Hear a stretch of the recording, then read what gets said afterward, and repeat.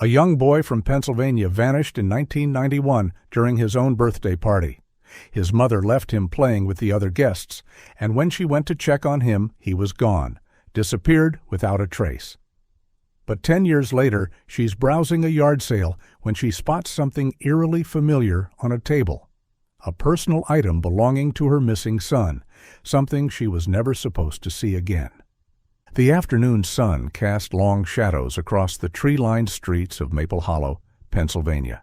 It was one of those perfect autumn Saturdays in September when the leaves had just begun to turn, painting the suburban landscape in warm hues of amber and gold.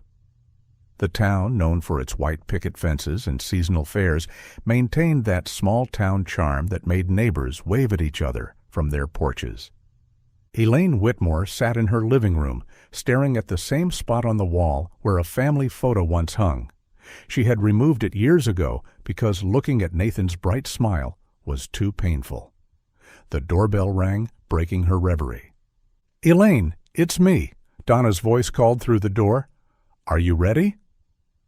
Elaine opened the door to find her friend standing there with that determined look she'd worn all week.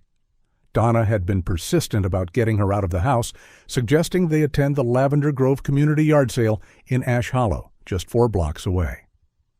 "I don't know if I'm up for this," Elaine said, but she was already reaching for her jacket. "You need this outing," Donna insisted, her voice gentle but firm. "It's been 10 years, Elaine. You can't keep living like this." 10 years. The words hung heavy in the air.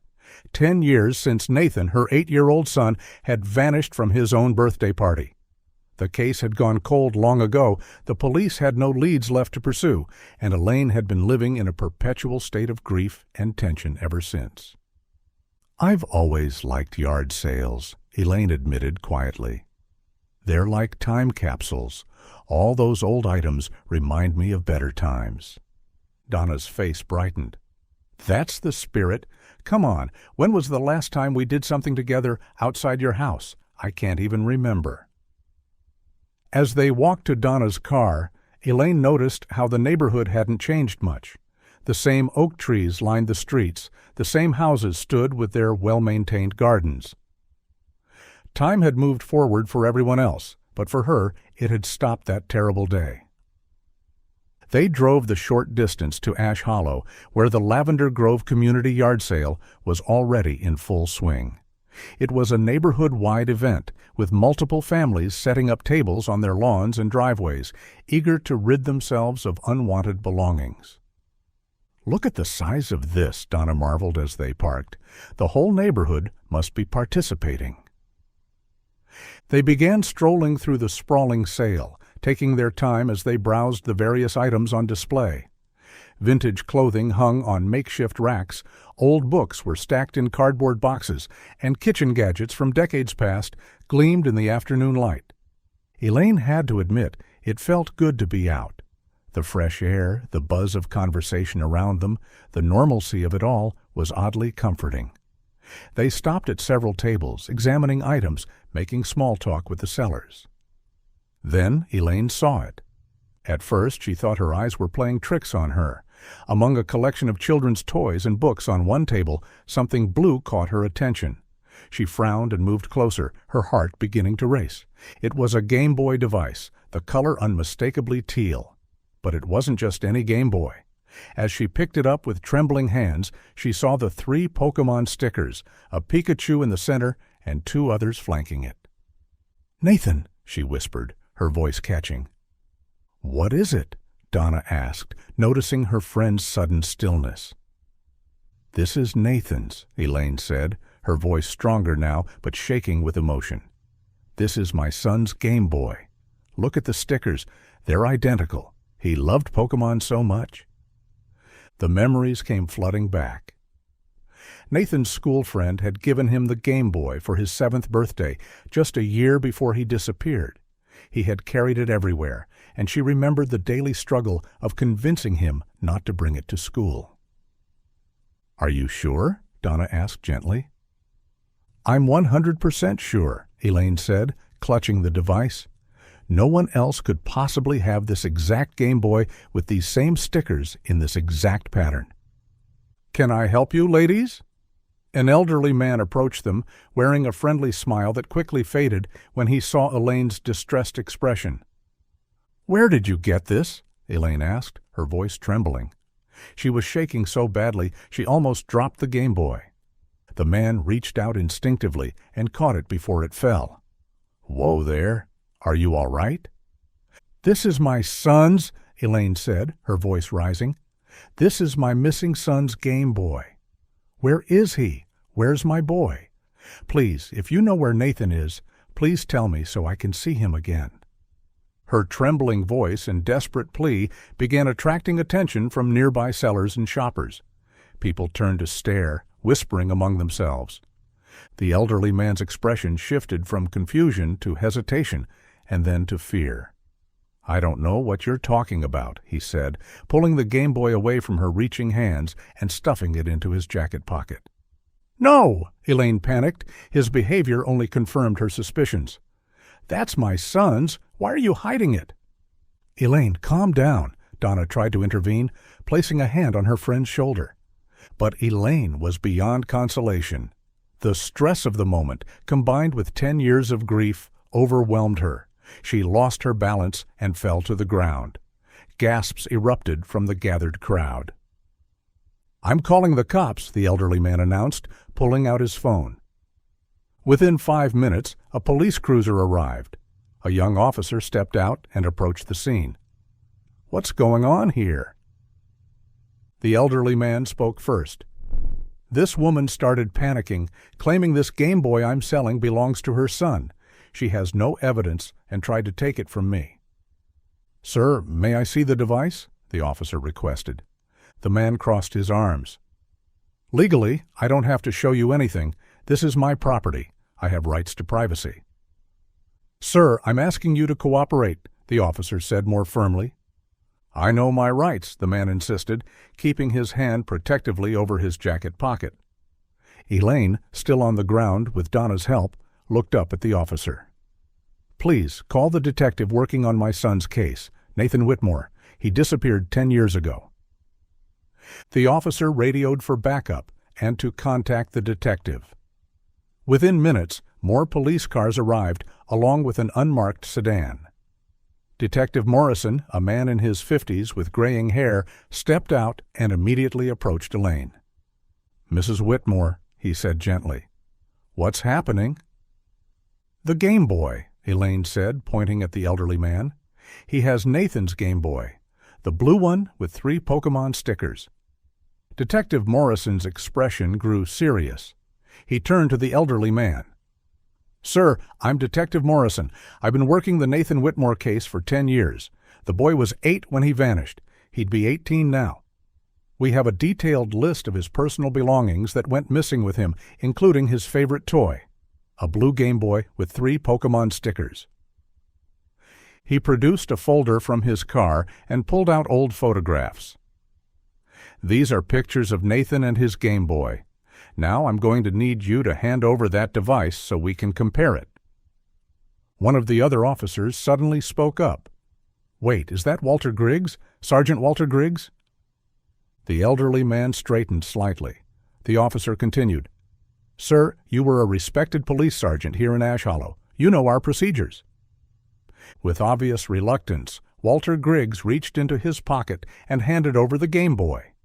Detective Morrison took it carefully, comparing it to the photographs. The resemblance was unmistakable. "Where did you get this, Mr. Griggs?" the detective asked. "I bought it at a flea market years ago," Walter said quickly. "That's bullshit," Elaine exclaimed, Donna still supporting her. "He has something to do with my son's disappearance." "Ma'am, please," Detective Morrison said. Then to Walter, "We're going to need to search your property." "Fine," Walter said, his jaw tight. "Do what you need to do." The officers began with Walter's car and the boxes he'd brought to the yard sale. They methodically went through everything, but found nothing suspicious. "We'll need to search your home as well," Detective Morrison said. "Will you cooperate?" Walter sighed. "Whatever. But I don't want that woman," he pointed at Elaine, "on my property." The group made their way to their vehicles. Detective Morrison helped Elaine and Donna into his car. Walter led the procession to his house, just a block away, and around the corner, the police cars following behind. As they drove the short distance, Elaine's heart pounding. After 10 years of nothing, could this finally be the break they needed? Or would it be another dead end in a case that had already broken her heart 1,000 times over? The autumn sun was beginning its descent as they pulled up to Walter Griggs' modest 2-story home, its white siding and black shutters giving nothing away about what secrets might lie within. "Wait here," Detective Morrison instructed Elaine and Donna as the officers prepared to enter the house. Elaine and Donna remained in Detective Morrison's car outside. Through the windows, they could see officers moving methodically through the rooms, checking closets, examining corners, looking for any sign that might connect this place to Nathan's disappearance. "It's going to be okay," Donna whispered, squeezing Elaine's hand. Elaine couldn't respond. Her eyes were fixed on the house, watching every movement, hoping against hope that they would find something, anything, that would lead her to Nathan. The minutes crawled by. 30 minutes, 45, an hour, more or less.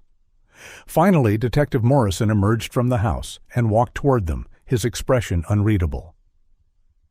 "We found nothing," he said gently as Elaine rolled down the window.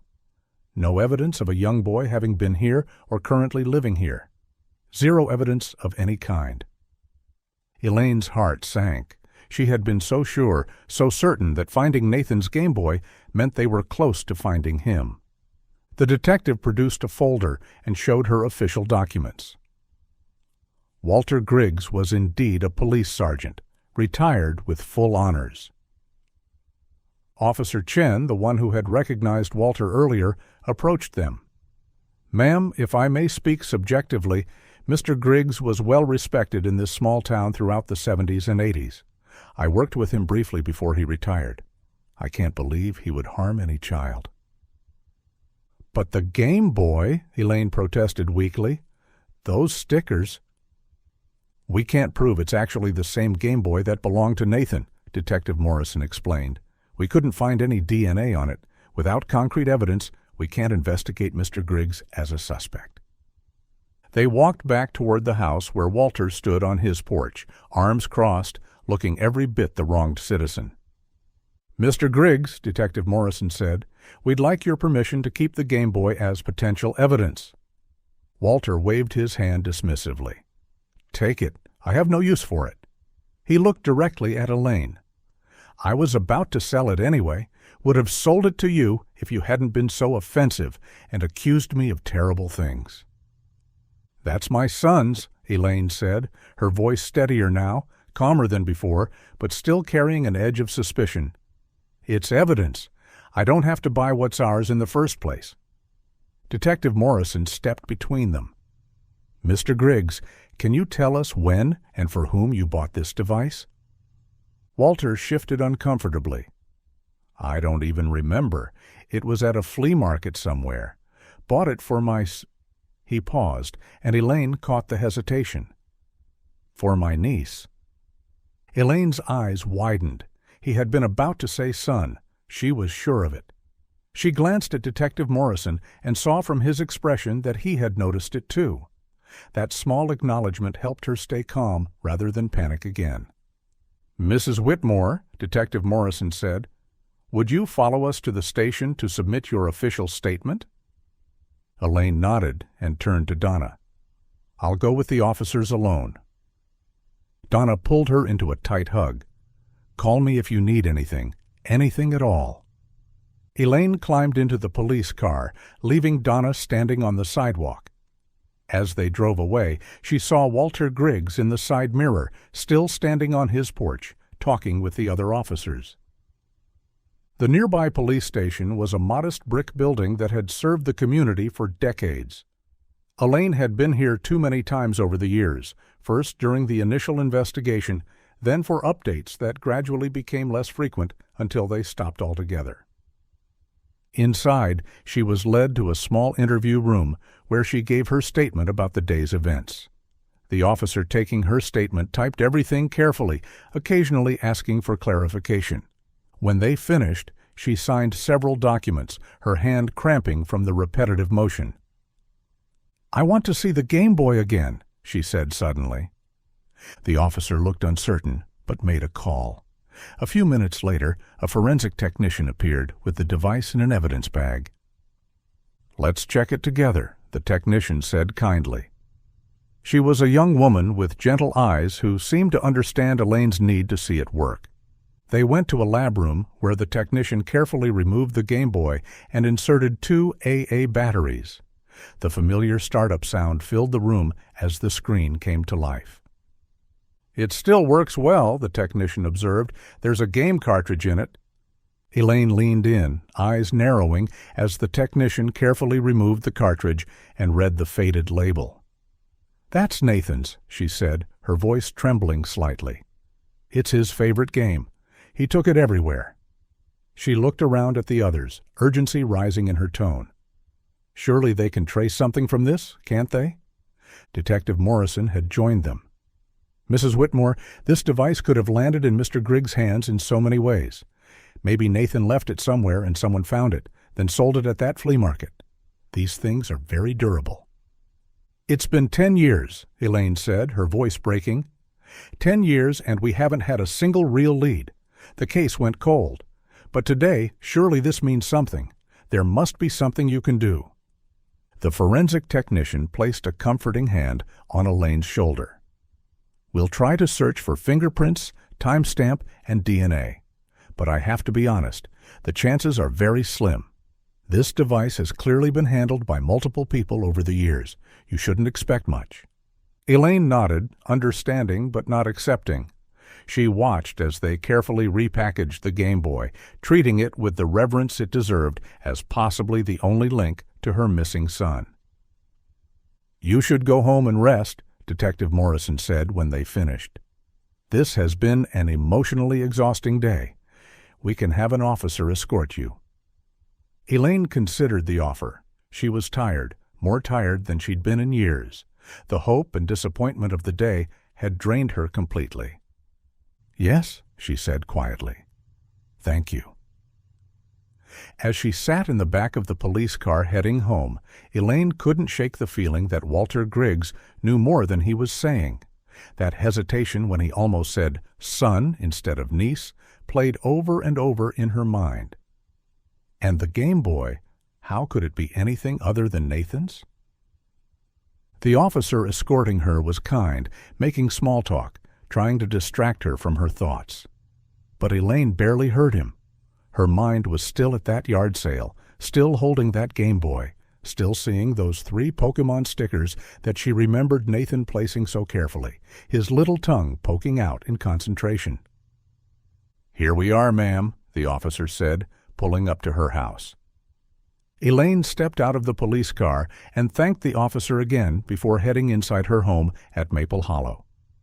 The moment the door closed behind her, exhaustion hit her like a physical force. Her legs felt weak and she had to lean against the wall for support. She made her way to the kitchen, her movements automatic as she filled the kettle and set it on the stove. While waiting for the water to boil, she slumped into a chair and put her head in her hands. What was supposed to be a calm day out with Donna had turned into a complete disaster. The more she thought about it, the more guilt crept in. Had she reacted too excessively? Made an unnecessary scene? She pictured all those people at the yard sale, staring at her as she fell to the ground, watching as she accused an elderly retired police officer of terrible things. The kettle whistled, and she poured the hot water over a tea bag, watching the color seep out and darken the water. She took a sip, barely tasting it, her mind racing. Unable to sit still with her thoughts, she picked up the phone and dialed Donna's number. "Elaine?" Donna answered on the second ring. "Are you okay? How did it go at the station?" "Are you still at that yard sale?" Elaine asked, ignoring the question. "Yes, but I'm leaving soon." "Why?" "I want to go back there again to meet with that man Walter Griggs." "Please, Elaine, don't do this to yourself," Donna said, concern evident in her voice. "Not like that," Elaine said quickly. "I feel guilty. I want to apologize to him for making him look bad in front of the neighbors. I shouldn't have made such a scene." There was a pause on the other end. "Are you sure that's a good idea?" "Please, Donna, I need to do this." "All right," Donna sighed. "I'll pick you up." True to her word, Donna arrived at Elaine's home in the next 10 minutes. Elaine climbed into the car, grateful for her friend's unwavering support. They drove back to Lavender Grove, the afternoon sun now positioned differently in the sky. Elaine checked her watch. It was around 3 p.m. The yard sale would be winding down by now. As Donna parked the car, they could see that many of the sellers were indeed packing up. They walked toward where the yard sale was taking place, and Elaine spotted Walter Griggs at his car, loading boxes into the trunk. His movements were sharp, aggressive, and even from a distance, she could see he looked pissed and annoyed. "Are you sure you want to do this?" Donna asked one more time. "Yes," Elaine said firmly, though her heart was racing. They approached Walter at his car. He saw them coming and straightened up, his face darkening. "What again?" he said harshly. "What do you want from me this time?" Elaine took a deep breath. "I came to apologize. I reacted badly earlier. I shouldn't have made such a scene. I'm sorry." Walter stared at her for a long moment. His expression didn't soften much, and he clearly wasn't fully accepting her apology. "I hope the neighbors didn't get the wrong idea after what happened this morning," he said coldly. "I've lived here peacefully for years. I don't need this kind of drama." "I understand," Elaine said quietly. "I'm truly sorry." Walter slammed his trunk shut. "Now go. I need to grab the rest of my stuff from the sales table." He walked away without another word, leaving Elaine and Donna standing by his car. They returned to their own vehicle in the parking lot. "Well, you tried?" Donna said gently as they sat in the car. Before they could leave Lavender Grove, another car pulled up near Walter's vehicle. It was rather eccentric and eye-catching, a green Volkswagen New Beetle with its distinctive bubbly shape. A man who looked to be in his late 20s or early 30s stepped out and approached Walter, who had returned with more items. "That's interesting," Donna murmured. They watched as Walter roughly shoved a heavy box toward the younger man, speaking to him in what was clearly an angry or upset tone. The box wasn't taped shut, and when Walter shoved it, several items tumbled out onto the ground, what looked like game cards and children's toy cars. The younger man bent down to gather them, hastily putting them back into the box. Donna rolled down her window just enough, and fragments of conversation drifted toward them on the breeze. I don't care," Walter's voice carried. Not mine." A gust of wind brought more words. "Honest with me, sake of your mother, then leave." The younger man shook his head multiple times, looking agitated. He stomped away with the box toward the Volkswagen, clearly upset by whatever had been said. Elaine and Donna exchanged meaningful looks. "What do you think that was about?" Elaine whispered.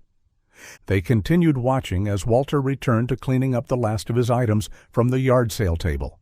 The younger man had loaded the box into his car and was already pulling away. "Maybe that's Walter's son," Elaine said thoughtfully. "I heard him say something about Mother." "I think so too," Donna agreed. "But why did he give him just that one box?" Elaine's mind was racing. It looked like the box was filled with children's toys. Maybe it was his. If so, then the Game Boy must have been his too. She turned to Donna with sudden urgency. "Maybe we could get some information if we talked to the son." "Follow him?" Donna said skeptically. "I don't like to stalk people, Elaine, and besides, that car has already left." "Please," Elaine pleaded. "I don't want this to just be another dead end, not when we might finally have something. If we called police, I don't think they would take us seriously." Donna looked at her friend's desperate face and was clearly moved. She sighed heavily. "Fine," she said. We'll see where he goes, maybe talk to him if he's willing. But we won't upset anyone or get onto anyone's property. Okay?" "Yes," Elaine agreed immediately. "Thank you, Donna. Thank you." Donna started the car and pulled out of the parking lot, heading in the direction the green Volkswagen had gone. It wasn't hard to catch up to the green Volkswagen. The distinctive car was easy to spot among the more conventional vehicles on the road. Donna followed it carefully, maintaining a normal driving distance so as not to appear suspicious. "There," Elaine pointed as the Volkswagen's turn signal began blinking. "He's turning." They watched as the car pulled into a parking lot and stopped outside what looked like a spooky-themed novelty store. The building was painted black with purple trim, and even from the road they could see Halloween decorations in the windows. The store was located close to the Maple Hollow outskirts, in a more commercial area. "Damn," Donna muttered. She had missed the turn, stuck in the wrong lane. Making a sudden turn would upset the traffic flow, and there were cars behind them. "It's okay," Elaine said, though she was craning her neck to keep the store in sight. "Just find a place to turn around." Donna kept driving, looking for a safe place to make a U-turn. She found one about a quarter-mile down the road and carefully turned the car around. "Hopefully he's still there," Donna said as they approached the store again, this time in the correct lane. But as they neared the parking lot, they saw the man exiting the store. He was carrying 2 large shopping bags and walking quickly toward his car. Before Donna could even consider pulling into the parking lot, the green Volkswagen suddenly reversed out of its spot at high speed. It came so close to their car that Donna had to brake hard to avoid a collision. "What the hell?" Donna exclaimed. "Did you see that? Who drives like that? Just reversed without even looking." The Volkswagen sped out of the parking lot and back onto the main road, leaving them shaken. "Should we keep following?" Elaine asked. Donna gripped the steering wheel tighter. "That was too close, but yeah, let's see where he goes." They resumed following the Volkswagen, keeping a safer distance this time. The car was moving faster now, weaving through traffic in a way that made it difficult to keep up without driving recklessly themselves. Then they heard it, the warning bells of a railroad crossing. The barriers were coming down just as the Volkswagen sped through. Donna had to stop, blocked by the lowered gates. "Oh no," Elaine said in frustration as a long freight train began rolling by. Car after car of the train passed, each one feeling like an eternity. "It's a long one," Donna observed, drumming her fingers on the steering wheel. They waited in silence, both knowing that with each passing second, the Volkswagen was getting farther away. Finally, the train passed, and the crossing barriers lifted. Donna accelerated through the crossing and continued down the road, both women scanning for any sign of the green car. They reached an intersection where the road split in 3 directions. There was no sign of the Volkswagen.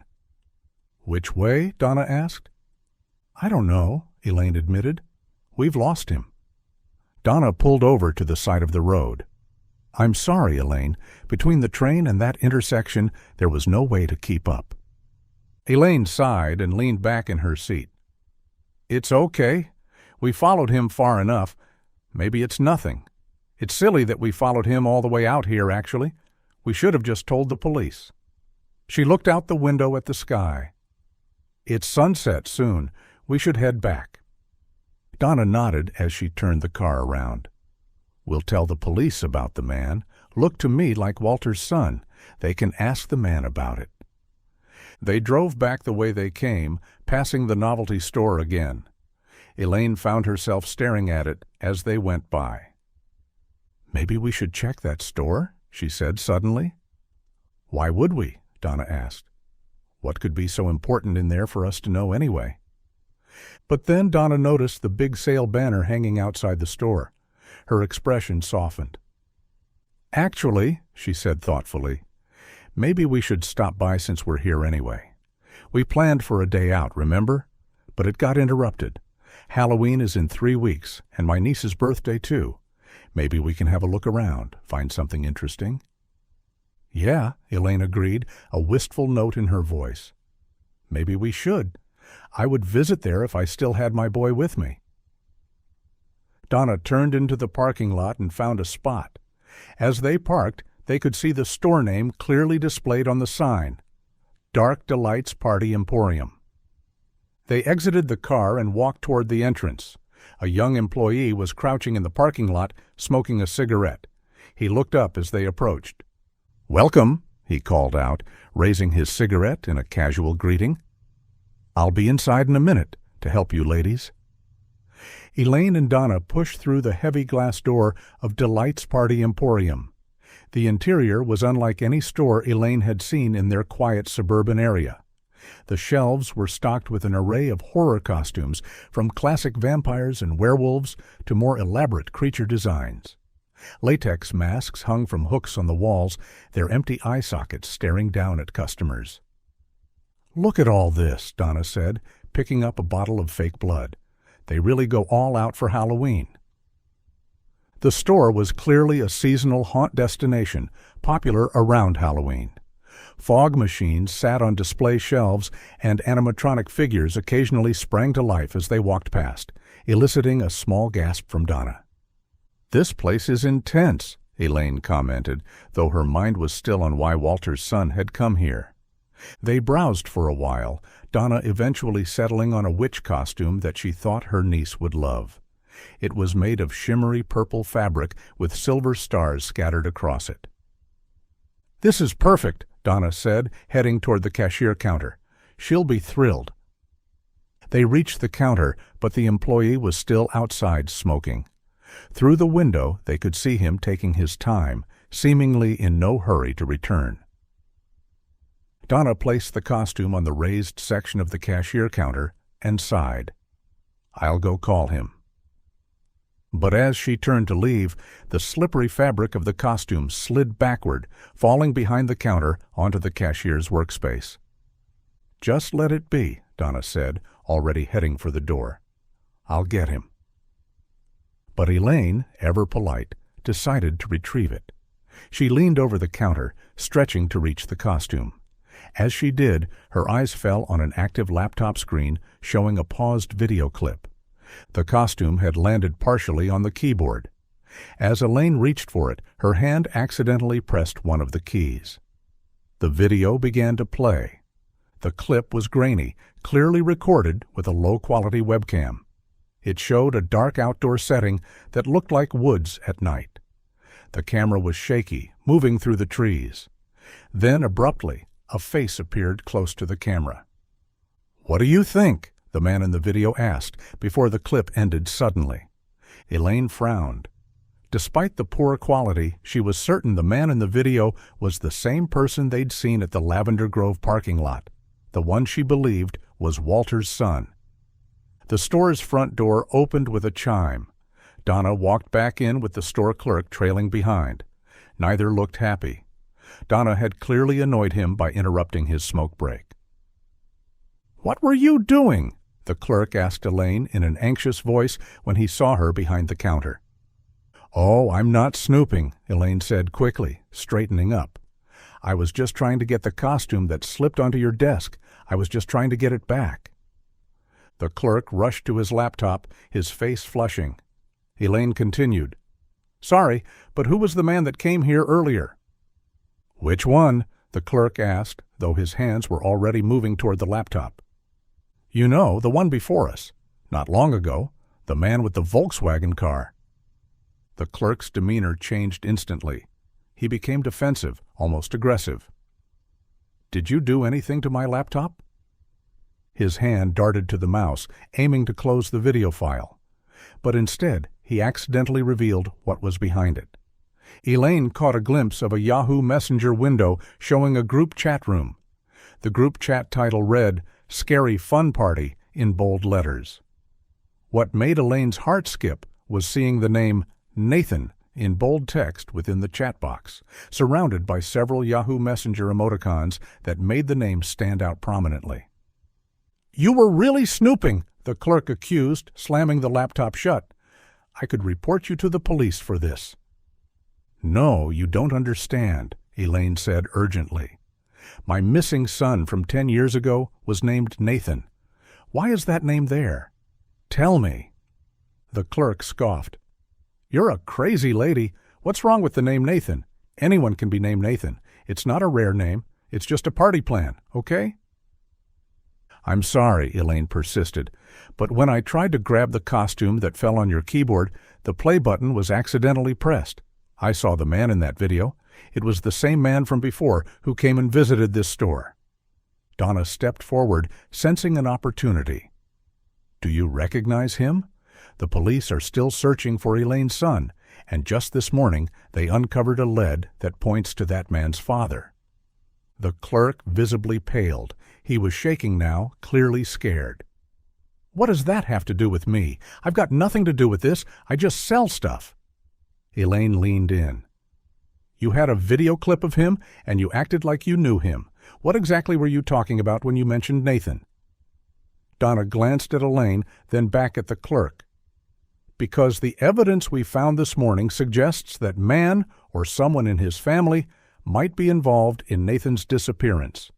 Now, we have another lead here. We'll have to alert the authorities about this video and chat message. The clerk broke. Please, I don't want trouble with police. The man's name is Derek. We were talking about a scary party. He's hosting it at a family property. The chat message was really just a party plan. He opened the laptop again with trembling hands. Look, I only sold him costumes and gear. If you don't believe me, just read the chat message, but please, don't call the police. Elaine and Donna leaned in to read the Yahoo Messenger conversation. The messages talked about a surprise for Nathan, mentioning the need for full top-tier fear visuals and enough strobe for full impact. There was also an address listed where they were planning to meet. So you must be friends to get invited like this, Donna observed, quickly writing down the address. Yes, we're friends, the clerk admitted, but I didn't know anything about a missing boy. None of that. Thank you, Elaine said. I need to let the police know about this. Please, no police, the clerk begged. The boss will fire me. It's not easy for me to find a new job. I've been trying to live a good life. I'm on probation for a shoplifting charge from 2 years ago. This job is part of my rehabilitation. If I lose it, I could go back to jail. Donna finished writing down the address and looked at the terrified young man. If you've got nothing wrong to do with this, you won't be in trouble. Elaine was already pulling out her cell phone. She dialed the police station, her hands shaking with a mixture of fear and hope. This is Elaine Whitmore, she said when someone answered. I need to report something related to my missing son's case. I've discovered a video clip and chat messages that mention my son's name, Nathan. There's an address where something is happening tonight. She gave them all the details. The clerk slumped against the counter, looking defeated and terrified about what would happen next, while Donna stood protectively near Elaine as she finished her call to the authorities. The police arrived in less than 15 minutes, their sirens cutting through the evening air. Multiple cruisers pulled into the Delights Party Emporium parking lot, and officers quickly entered the store. The clerk looked very anxious, his face pale as he watched the uniformed officers approach. His hands trembled as he stood behind the counter. Detective Morrison was among them, and Elaine immediately went to him, explaining everything that had happened. As she spoke, other officers had already begun interviewing the clerk. The young man answered their questions with obvious fear, repeatedly glancing at Elaine. I don't know what will happen to that young man, Elaine said to Detective Morrison, feeling a wave of compassion. He said he's on probation, but so far he's been helping us. He gave us the information we needed. Detective Morrison nodded thoughtfully. We'll keep that in mind. It seems like he indeed knows this Derek person, but we don't have any evidence yet that Derek has done something bad. We need to investigate first.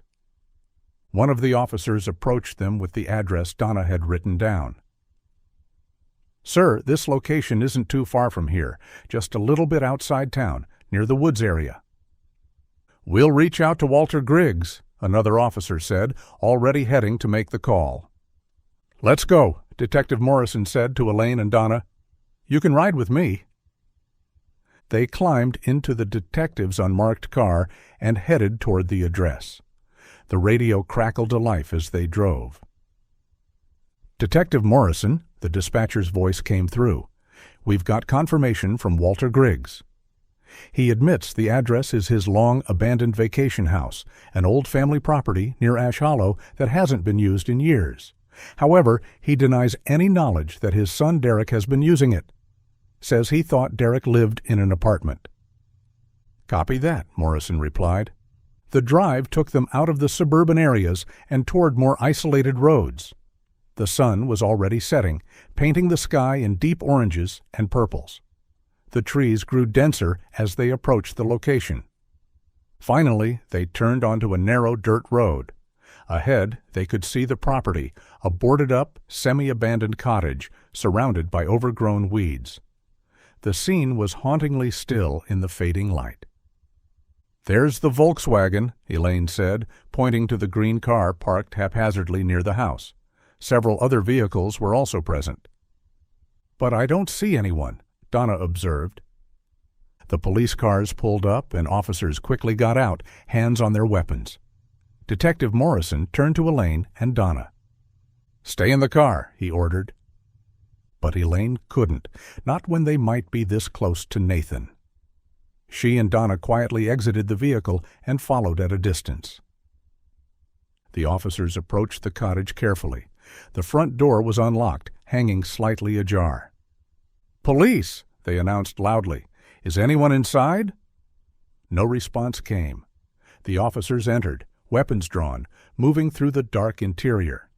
Despite the warnings to stay outside, Elaine and Donna followed them in, staying well back. The cottage smelled of mildew and decay. Cobwebs hung from the ceiling, and the floorboards creaked under their feet. As they moved through the hallways, Elaine suddenly heard something.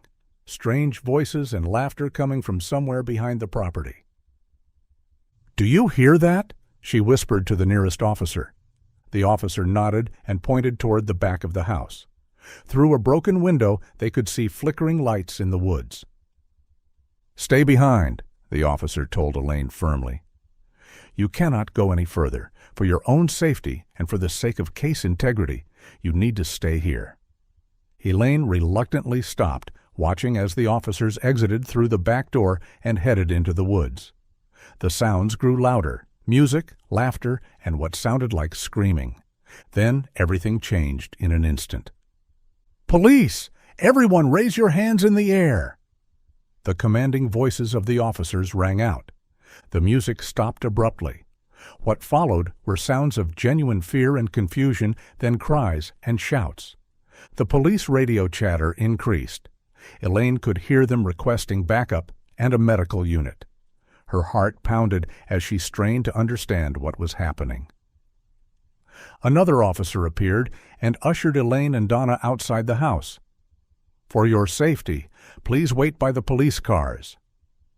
They stood in the growing darkness, anxiety mounting with each passing moment. Then they saw them. 5 men were being led out of the woods by the officers. They all wore elaborate zombie costumes with incredibly realistic makeup, rotting flesh, exposed bones, and blood. In the dim light, they looked genuinely terrifying. The police lined them up and handcuffed their hands behind their backs, reading them their rights. Among them, Elaine recognized one face, Derek, the man from the yard sale. Derek's eyes found Elaine, and his expression turned angry. "Who are you?" he demanded. "You didn't know anything.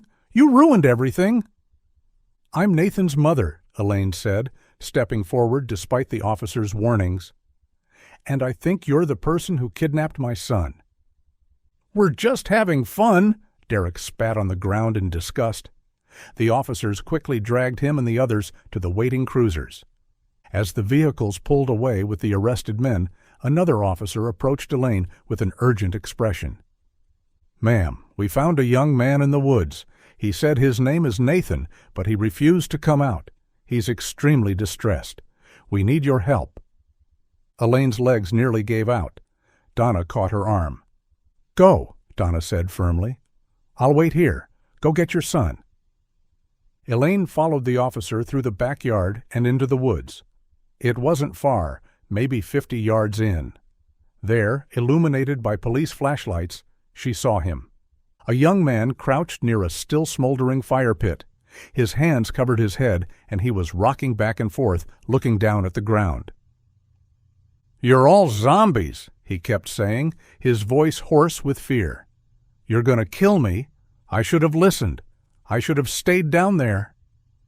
A dark stain spread down his jeans, the kind of helpless fear only pure panic could bring.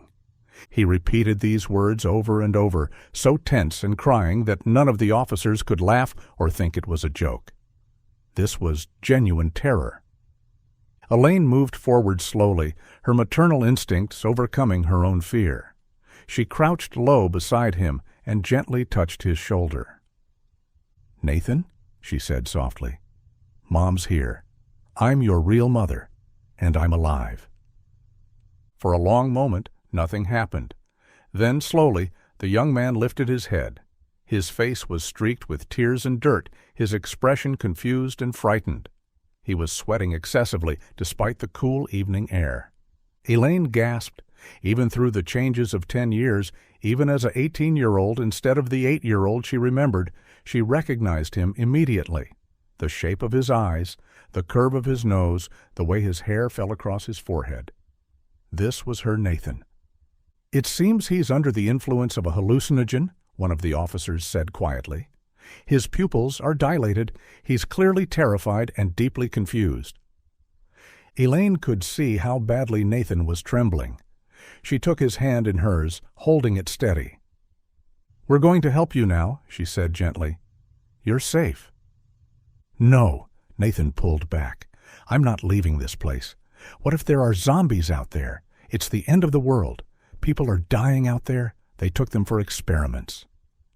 Elaine's heart broke at his words. What had been done to her boy? "Nathan, listen to me," she said firmly but lovingly. "There are no zombies. There never were any zombies or experiments. The world is not ending. Whatever Derek told you, none of it was true." With infinite patience and the help of the officers, they slowly coaxed Nathan to his feet. He clung to Elaine, still looking around fearfully, expecting monsters to leap from the shadows. They walked him carefully out of the woods and back through the house.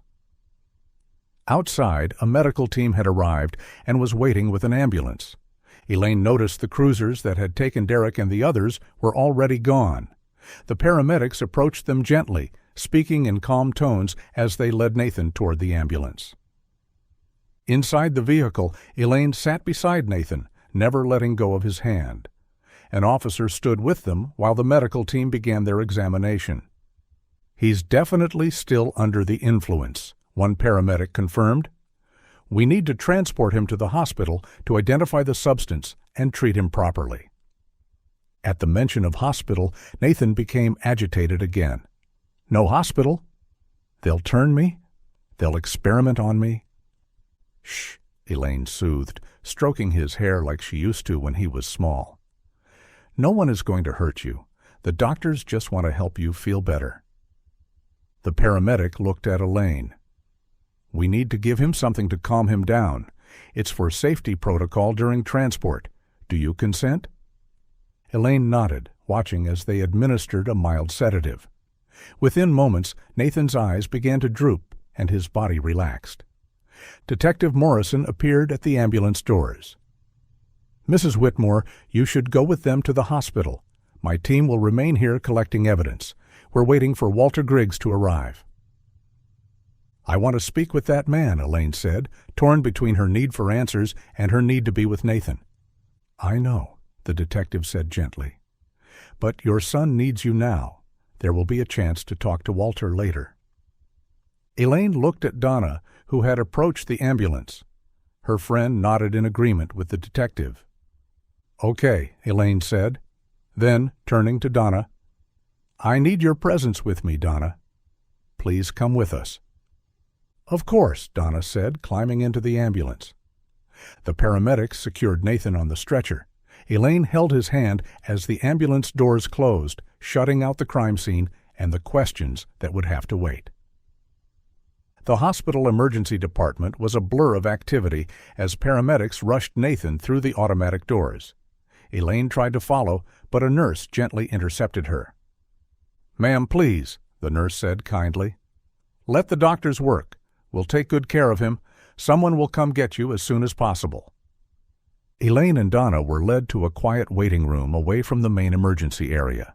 The chairs were uncomfortable plastic, the walls a sterile beige, but Elaine barely noticed. She collapsed into a seat, the events of the day finally catching up with her. "I can't believe it," she whispered. "He's alive. Nathan is alive." Donna sat beside her, taking her hand. "You found him, Elaine. After all these years, you found him." They sat in silence for a moment. Then Elaine turned to her friend with tears in her eyes. "Thank you," she said. "If you hadn't kept asking me to get out of the house, if you hadn't insisted on that yard sale, we wouldn't have found him." Donna squeezed her hand. "From now on, you should just focus on the future. You're a strong woman, Elaine. You never gave up hope, and now you have your son back." Time seemed to crawl as they waited. Elaine found herself replaying every moment from the woods. Nathan's terror, his confusion, the way he'd looked at her without recognition at first. What had that monster done to her baby? Finally, a doctor in a white coat entered the waiting room. He was an older man with kind eyes behind wire-rimmed glasses. "Mrs. Whitmore?" he asked. When Elaine nodded, he continued, "I'm Dr. Peterson.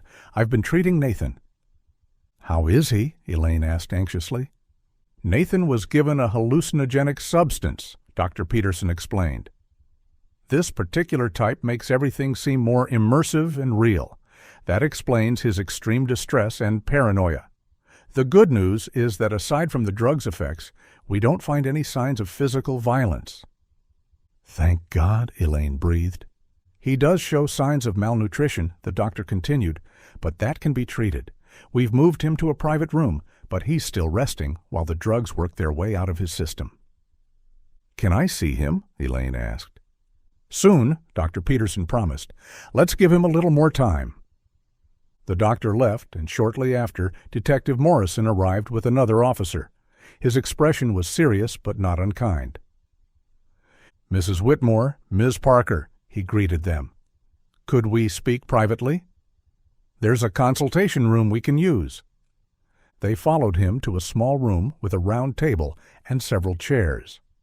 Once seated, Detective Morrison pulled out his notebook. "We've learned a great deal from our investigation so far," he began. "Walter Griggs's son, Derek, was the one who did all this to Nathan. We interviewed him, and he readily answered our questions, though his perspective is twisted." Elaine leaned forward, desperate for answers. "Derek said he was proud when he finally took Nathan 10 years ago," the detective continued. "It was during Nathan's 8th birthday party." "Yes," Elaine confirmed, her voice shaking. "It was the biggest birthday party I'd ever thrown for him. We invited all the neighbors and their children to Briarwood Park. So many guests came. The children were playing in the garden, on the wooden jungle gym, in the small butterfly garden." Her voice trailed off as she remembered that perfect day that had turned into a nightmare. "Derek openly admitted that he believed Nathan was his little brother from another life," Detective Morrison said. "He claimed he loved him in his own twisted way. He never meant to hurt him, but he also never planned to return him." "How did he take him?" Elaine asked, though she wasn't sure she wanted to know. Derek was 21 at the time. He approached Nathan under the guise of being a cool, older friend. He invited Nathan to play a secret spy game in the woods. Nathan, being adventurous and eager to befriend someone older, followed him. Derek sedated him with allergy medicine he'd taken from his father's kit and carried him out through the back edge of the park undetected.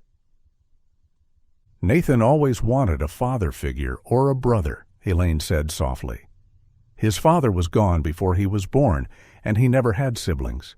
He was so trusting." Detective Morrison nodded sympathetically before continuing. For 10 years, Derek raised Nathan in a sealed basement of a small, long vacant house his father had bought and forgotten to sell on the outskirts of Ash Hollow. He homeschooled him and had fake IDs, too. "A basement," Elaine whispered, horrified. Derek told Nathan that his mother and everyone from his birthday party had died, eaten in a zombie attack. He positioned himself as Nathan's protector, keeping him hidden from the zombies. He fed him an apocalyptic narrative that the human race was dwindling, that there were only small groups of survivors left. The boy believed him completely, but as Nathan got older, he wanted to go out and help. "That's why the party," Donna said, understanding dawning. Exactly. Derek would give Nathan hallucinogens and arrange elaborate scary zombie setups in the woods to frighten him back into hiding. Nathan was a teenager who'd barely been out in the world. Derek invited his friends to these parties, and they thought it was just another scary event. None of them knew Nathan was Derek's prisoner. They thought they were just bullying some neighbor kid. "That's so messed up," Elaine said, tears streaming down her face. Donna held her hands tightly, offering silent support. "What about Walter?" Elaine asked suddenly. "Did he know?" Detective Morrison's expression grew complicated. "Walter has told us everything and has requested to speak with you if you're willing. We can listen to his explanation together." Elaine considered for a moment, then nodded. "I want to hear what he has to say." The detective left the room and returned minutes later with Walter Griggs. The elderly man looked haggard, aged 10 years in the span of hours. He took a seat across from Elaine, unable to meet her eyes. Detective Morrison gestured for him to speak. Walter cleared his throat. "Mrs. Whitmore, I want to apologize for everything. I honestly knew nothing about the kidnapping. I swear to you, I knew my son had issues, an obsession with children since he was young. I knew something was wrong with him, but I never thought he would go so far as to kidnap a child." He paused, gathering his thoughts. "When I was still serving as a police officer, I was always busy. I left Derek with his grandparents often. We were never close, not even as adults." "Then why were you trying to hide that Game Boy this morning?" Elaine asked, her voice hard. Walter flinched. "When you recognized it, I knew Derek must have done something wrong, but I couldn't believe it when you said your son was kidnapped. I was just trying to protect him. I thought maybe he'd bullied someone or scared them somehow. There were online images of children I'd once found on his computer. He was always obsessed, but I never imagined he'd taken someone. I didn't want to believe it." The old man's voice broke. "I sincerely apologize for how I behaved this morning, and for my son. There aren't enough words to justify his actions. He will be punished." Elaine nodded slowly, processing everything. They were all shocked and shaken by the revelations. "We've begun processing Derek and his friends," Detective Morrison added. "Also the store clerk. His name is Tony." "What about Tony?" Elaine asked, remembering the terrified young man. "He didn't know about the kidnapping either. He was terrified when we questioned him because he's on probation for a different case and didn't want to jeopardize it. Tony had been working at that store, selling items to Derek without knowing the truth. Derek had invited him to the party, trying to befriend him, but Tony never attended. He did help Derek design and advise on the scary decorations, thinking it was just part of his job." A knock on the door interrupted them. Dr. Peterson entered, a gentle smile on his face. "Mrs. Whitmore, Nathan has awakened and is asking to see his mother." Elaine stood so quickly she nearly knocked over her chair. She followed the doctor down the hospital corridors, her heart pounding. Nathan's room was dim, the curtains drawn. He was sitting up in bed, looking small and lost, despite being 18 years old. When Elaine entered, he looked at her with uncertain eyes. "Nathan?" she said softly, approaching the bed slowly. He studied her face. You said you're my mother?" Elaine nodded, tears flowing freely now. "Yes, sweetheart. I'm your mom." "I barely remember," Nathan admitted. "I was 8 when Derek took me, but I remember your voice. You used to sing to me, and you had that soothing way of talking when I was scared." "That's right," Elaine said, sitting on the edge of the bed. "I sang you lullabies every night." Nathan was still agitated, his eyes darting to the door and windows. "But the zombies. Derek said the world ended. He said you were eaten by zombies." "Oh, honey," Elaine said, taking his hand. "It's all made up. Every bit of it. There are no zombies. The world didn't end. I've been looking for you every single day for 10 years. You're safe now. Everyone is safe." Dr. Peterson spoke from the doorway. "Nathan will need to see a child therapist. The psychological trauma of his experience is significant, but we're hopeful he'll recover." Elaine never took her eyes off her son. "I'll be with you every step of the way," she promised. "We have so much to catch up on. 10 years of birthdays, Christmases, first days of school. We'll make new memories together." Nathan squeezed her hand tentatively. "I want to believe you. I want to believe it's really over." "It is," Elaine assured him. "You're home now." As she held her son for the first time in a decade, Elaine reflected on the journey that had brought them here. A mother's love had never wavered, never given up. Through 10 years of darkness, she had held on to hope. And now, finally, that relentless love had brought her baby back to her. Nathan leaned into her embrace, still fragile, still scared, but beginning to trust. The road ahead would be long and difficult, but they would walk it together, mother and son, reunited at last.